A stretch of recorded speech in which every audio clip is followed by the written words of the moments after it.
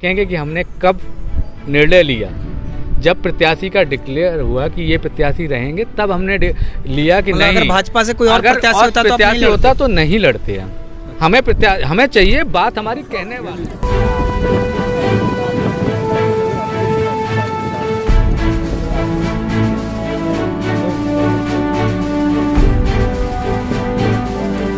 नमस्कार दोस्तों, ग्रेनो की चुनावी यात्रा में आप सभी का स्वागत है। आज के इस ग्रेनो की चुनावी यात्रा में हम मौजूद हैं दादरी विधानसभा के शिवालिक होम सोसाइटी में और हम बातचीत करेंगे दादरी विधानसभा से प्रत्याशी अन्नू खान से।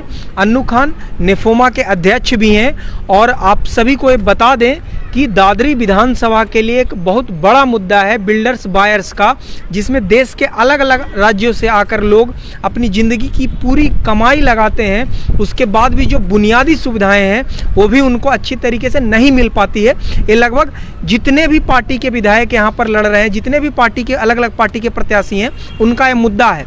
लेकिन उन मुद्दों को लेकर के पिछले कई वर्षों से जो ज़मीनी संघर्ष कर रहे हैं वो है अन्नू खान। तो अन्नू खान से जानेंगे आखिर क्या है उनके चुनावी मुद्दे, साथ ही जो आम लोगों के सवाल आए हैं वो भी हम अन्नू खान से पूछेंगे और जानेंगे क्या है उनका पक्ष। अन्नू जी, ग्रेनो न्यूज़ में आपका स्वागत है। सबसे पहला मेरा सवाल आपसे यही है कि अब तक आप गैर राजनीतिक संगठन नेफोमा के माध्यम से आम लोगों के सवाल उठा रहे थे, अब खुद आप नेतृत्व करने के लिए मैदान में उतरे हैं, तो क्या हैं आपके चुनावी मुद्दे, किन मुद्दों के साथ आप उतरे हैं इस यूपी इलेक्शन 2022 में? धन्यवाद। देखिए, सबसे पहले हम जो 2012 में सामाजिक संस्था बनाए फ्लैट ओनर्स के लिए, और यही ध्येय था कि जो फ्लैट ओनर्स अलग अलग राज्यों से आके अपनी जमा पूंजी ज़िंदगी भर की बिल्डरों को दे के बैठे हुए हैं और उनको घर नहीं मिल रहे थे, और जिन लोगों को घर मिल गए थे वो भी आज दुखी है और सड़कों पर धरना प्रदर्शन करते हैं। किस लिए कि उनको प्रॉब्लम जो थी वो समस्याओं का निराकरण नहीं हुआ, रजिस्ट्रियाँ नहीं हुई हैं, मालकाना हक के लिए सड़कों पर धरना प्रदर्शन कर रहे हैं। आज ग्रेटर नोएडा वेस्ट से हम यहाँ, आज ये सूरजपुर साइट सी का एरिया है, आप देखेंगे कि पूरा करीब 1 दर्जन सोसाइटियाँ यहाँ बना दी गई। यूपी एसआईडी की दादागिरी, गुंडागर्दी हम कहेंगे कि यहाँ पर सोसाइटियाँ तो बना दी गई, लेकिन मूलभूत सुविधाओं के नाम पर आपने कहीं सुना होगा कि सोसाइटियाँ जब डेवलप करी जाती हैं तो सबसे पहले सीवर लाइन डाली जाती है। यहाँ पर सीवर लाइन ही नहीं है।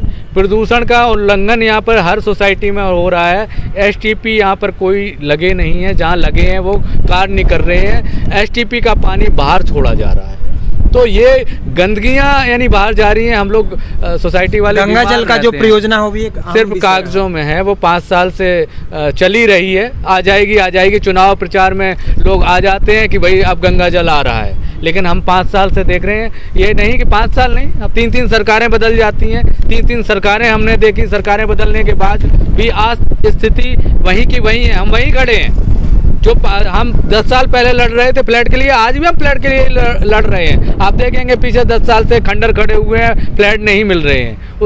उनकी क्या भाई मजबूरी है?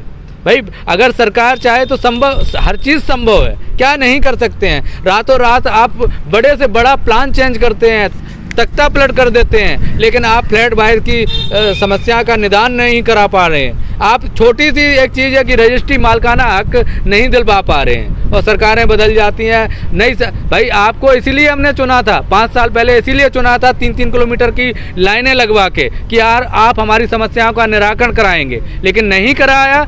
इसीलिए हमें मजबूरी में आना पड़ा। हमें शौक नहीं है, हम तो समाज सेवक हैं, लेकिन ये जनता के लिए भाई हमारे जो लोग हैं परेशान हैं। भाई किसके पास जाएं? हर इतवार शनिवार को भाई अपने बीवी बच्चों के साथ दिन होता है व्यतीत करने का, लेकिन हम लोग क्या करते हैं, आप भी कवर करते हैं, धरना प्रदर्शन करते हैं रोडों पर, भूखे प्यासे गर्मियों में बैठते हैं रोडों पर।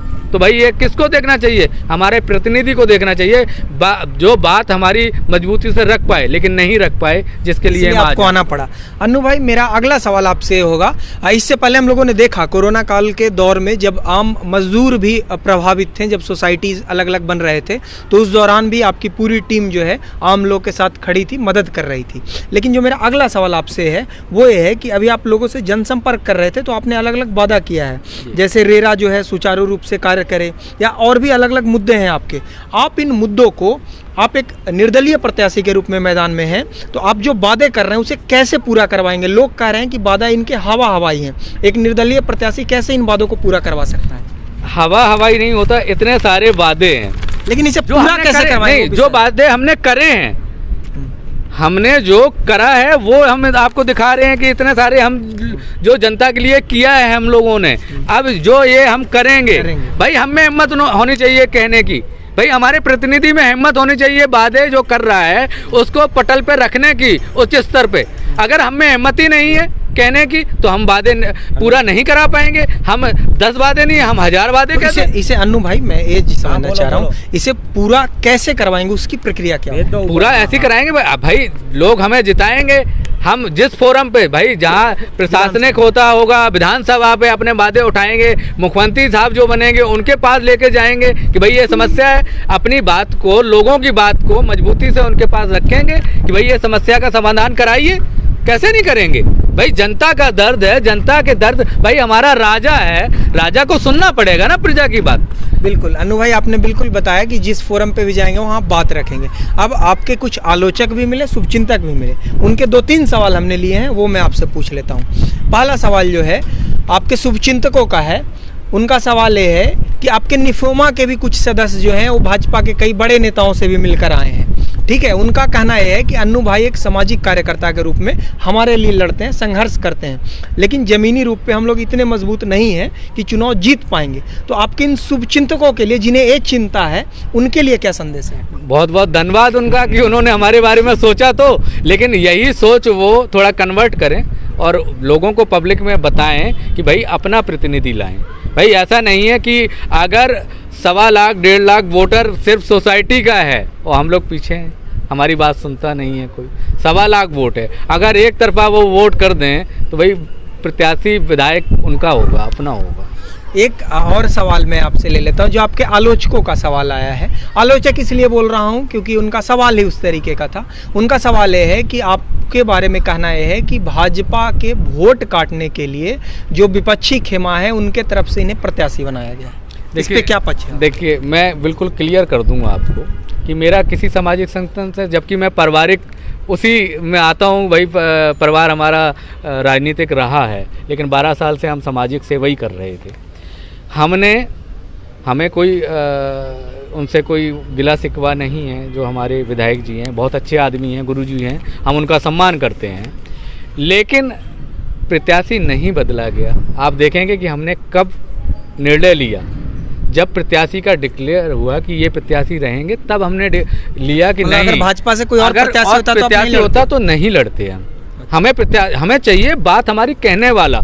अगर प्रत्याशी कोई दूसरा आ जाता, हमें लगता कि वो कैंडिडेट हमारी बात पहुंचा पाएगा, जिससे हम कहेंगे कि वो हमारी बात सरकार और प्रतिनिधियों के पास लेके जाएगा, तो हम ये मौका शायद नहीं मिलता, हम नहीं आते, हमें शौक नहीं। अन्नू भाई, निश्चित रूप से आप एक सामाजिक कार्यकर्ता भी हैं और क्षेत्र में लोगों के हित में खड़े रहते हैं। हमारे तरफ से आपको शुभकामनाएं, और आपने अपने व्यस्त जनसंपर्क के कार्यक्रम से हमें समय दिया, इसके लिए आपको धन्यवाद।